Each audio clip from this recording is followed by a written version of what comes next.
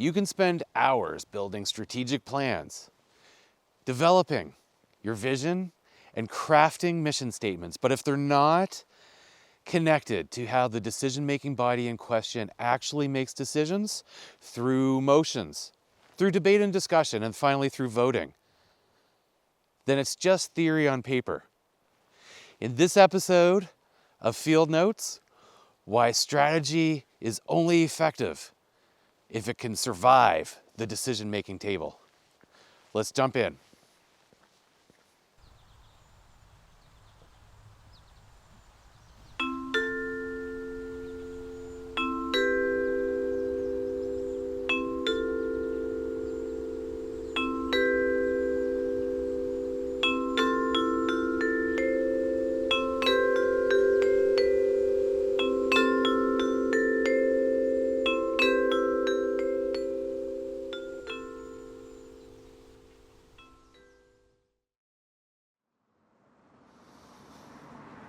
Recently, I was working with a local decision-making body, and I was facilitating some group exercises around strategic planning.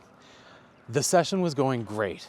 The conversation was constructive, lots of different perspectives being shared amongst the members, and a general agreement was starting to form over the broad direction that folks wanted this organization to go in. And even more importantly, a picture of what success might look like was starting to form. As we worked through the exercises, the group's priorities were becoming clear. How many of these ideas do you think will actually happen? And what is it that might be standing in the way from taking these really good ideas and putting them into action? Eventually, every strategic planning session will come to an end, and everyone will go back to the same meetings, with the same agendas, with the same budgets, and all of those competing priorities that everyone set aside so that they could go do the strategic planning exercises will still be there and ready to greet them when they return. I've seen so many good ideas just disappear, up and vanish in that hallway between the room where the strategic planning sessions happen and the room where the decision-making table is. So what's really going on here? One of the most common mistakes that organizations make time and time again is treating strategy and decision-making as two separate activities when, in practice, they're both part of the same journey. Think about it. Once you've done the work of trying to figure out where it is you would like to go, the real challenge becomes navigating those series of decisions that will allow you to get there.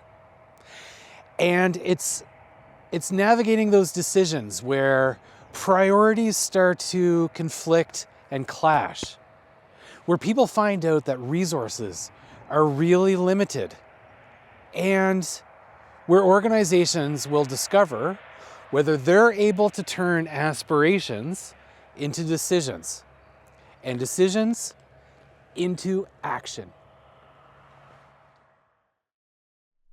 So let's unpack that statement, starting with aspirations. Because at its heart, strategy is where organizations identify what it is that they want. And most organizations are quite good at articulating what it is that they want to do and how they want to do it. Think about it.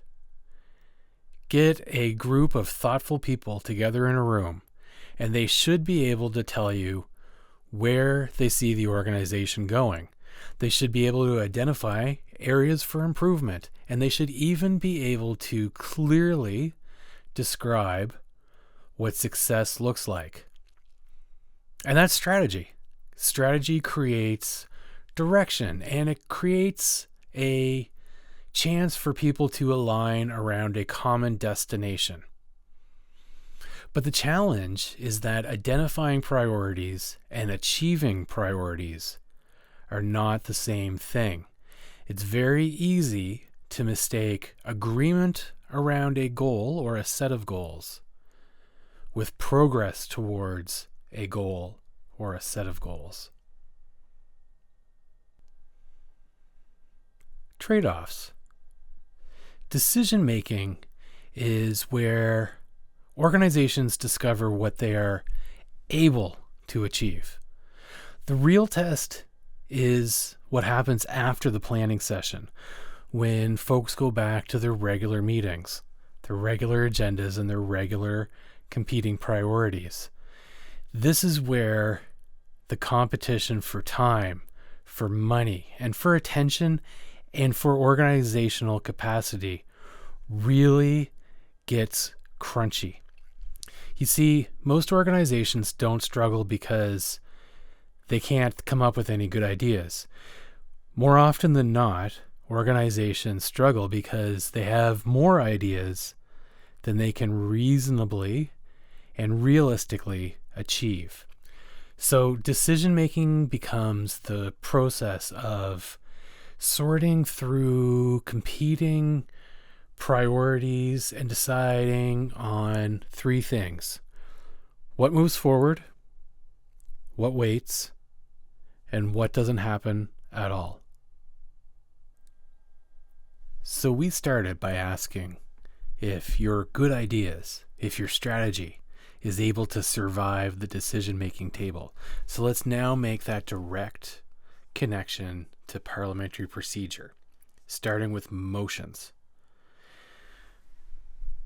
As I've said before, and I'll say again, elsewhere on this channel and right here, motions are the engines of your meetings. They create a structured path from discussion to decision. And what they do is they put a clear proposal in front of the assembly, in front of the group, a very clear proposal of the group to take an action or a position. In this case, probably an action. And they create a structured way to elicit input from members, input from staff, if staff are appropriate for your organization, and to have competing ideas and competing thoughts.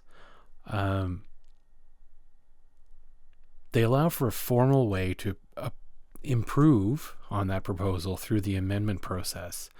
And where they really get crunchy is the laser-like focus that they put on that proposal. There's a laser-like focus on the pros and the cons of what is being proposed, the priority, the idea, until that idea, that proposal, reaches a decision point. And it's that laser-like focus on a specific proposal which is the hard thing, right? We're talking about decision-making now, and we're talking about making the hard choices.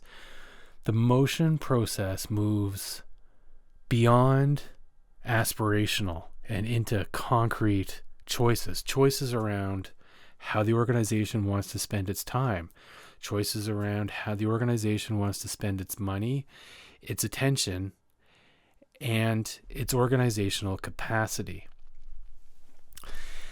The question then becomes, is this proposal, is this something that we would like to do, or that we are prepared to act on?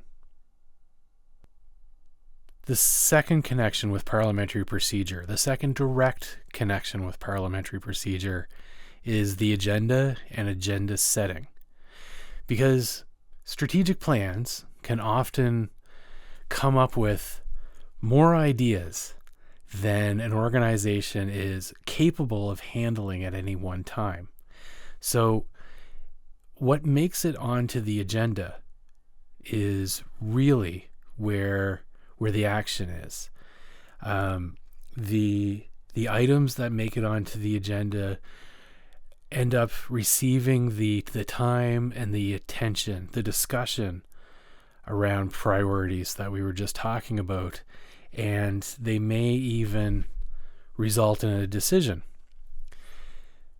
Those ideas that don't make it onto the agenda may remain good ideas, but they're unlikely to become decisions, and they're unlikely to be put into action. The distance between planning and action is measured by decisions, where strategy will help identify priorities. Decisions determine outcomes. So if you're not paying attention to your decision-making processes, your good ideas, they won't become reality.